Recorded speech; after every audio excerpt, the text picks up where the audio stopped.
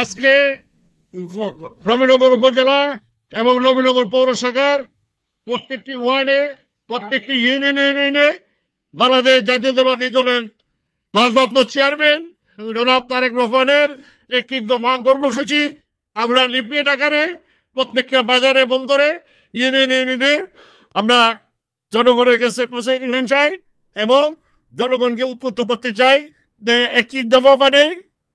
সংস্কার, সমস্ত কিছু রাষ্ট্র কাঠামোর সমস্ত মেরামত গঠনের সমস্ত সংস্কার। সুতরাং এই রাষ্ট্রীয় সংস্কারের নামে আর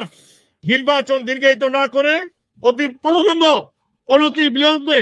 বাংলাদেশে একটি সুষ্ঠু নির্বাচন দিয়ে জনগণের আকাঙ্ক্ষিত একটা সুষ্ঠু নির্বাচনের মাধ্যমে সরকার গঠনের মাধ্যমে একটা দেশের স্থিতিশীলতা ফিরে আনার জন্য আমরা জনগণকে উদ্বুদ্ধ করি।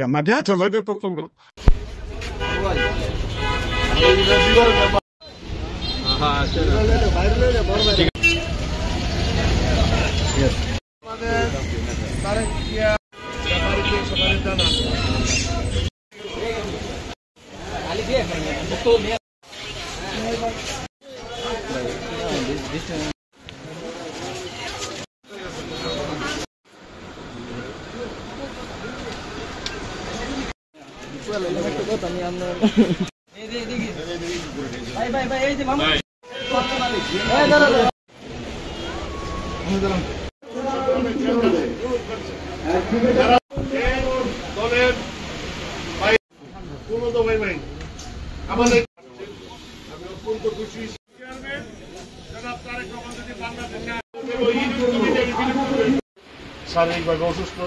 উনি স্ট্রোক করে প্রায় 14 দিন 16 দিন ভাই একজন আসছে, মানে সবাইকে আমার